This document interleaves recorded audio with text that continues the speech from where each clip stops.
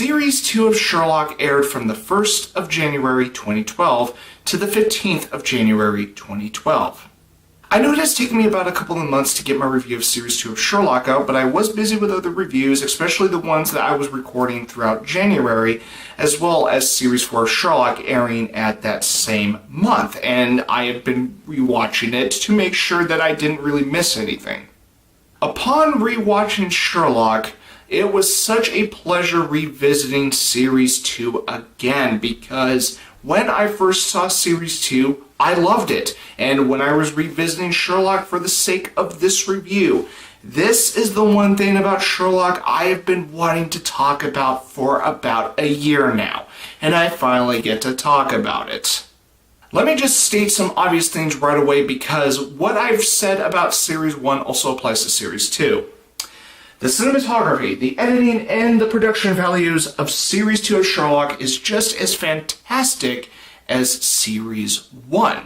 Although I would argue that the CG on the Hound in the second episode of Series 2 does stick out like a sore thumb. But I'm going to give it a pass, considering how that Hound is only in for 10 seconds, and it's really just one minor thing about, the obvious, glaring flaw about the CG in the second episode of Series 2 of Sherlock.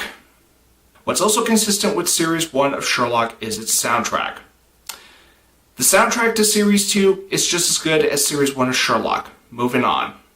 I suppose the last thing that is on par with Series 1 of Sherlock goes to the acting, which I find to be superb with the acting in Series 1 of Sherlock.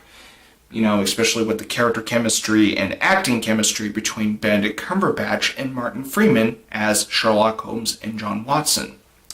But as for Andrew Scott, who plays the role of Jim Moriarty, I'd say that Jim Moriarty in Sherlock is a creep and a weirdo. So, my only concern about Moriarty in Sherlock is, why is his ringtone Staying Alive by the Bee Gees? Wouldn't it be more fitting if his ringtone would be Creep by Radiohead? No, that would just be too obvious. Let's just get to the rundown of Series 2 of Sherlock. Series 2 begins with A Scandal in Belgravia. My apologies if I mispronounced that name. It's a really good premiere. In fact, it has a fan-favorite character in it, Irene Adler, who is a dominatrix. Oh my. What's great about Scandal in Belgravia is that it's more character-driven, and the character interaction between Sherlock Watson and Irene Adler is some of the best character interaction in the show. So yeah, I really like this premiere. What follows is The Hounds of Baskerville, which is based off the fan-favorite Sherlock Holmes story, The Hound of the Baskervilles. I have to be honest, this is by default the weakest episode in Series 2, but I'm not saying it is by means a bad episode. I like The Hounds of Baskerville a lot. It actually works on its own. It's just when compared to the premiere and the Series 2 finale, it's not on par. But for what this episode does, I'm not complaining at all. So this episode does serve its purpose.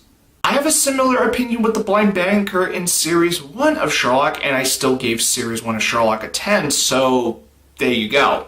Series 2 concludes with what is arguably one of the best episodes of Sherlock, the Reichenbach Fall. There is a lot of good stuff in this Series 2 finale, so much that I really don't want to go in depth about the Reichenbach Fall. It's that good. I am aware that my review of Series 2 of Sherlock is a bit shorter than my review of Series 1. That's because I already went in detail about the acting, and I just didn't want to repeat myself with what I said about the acting in Series 2, and I already went into some detail about the history that led into the making of this modernized adaptation of Sir Arthur Conan Doyle's work. Overall, Series 2 of Sherlock is a step up from Series 1 of Sherlock. Not only did it maintain the quality of writing, it also maintained the quality of its production values.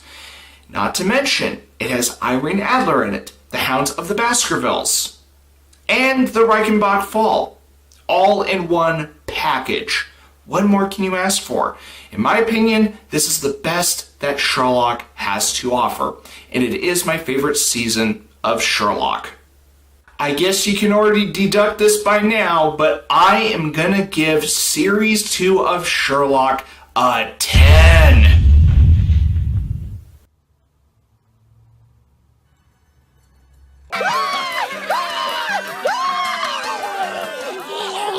If you like this review, feel free to hit the like button. And if you want to follow my channel, please feel free to hit the subscribe button. And as always, you're welcome to leave me a comment if you feel so inclined. And thank you for watching my review of Series 2 of Sherlock. And I will see you in the next review.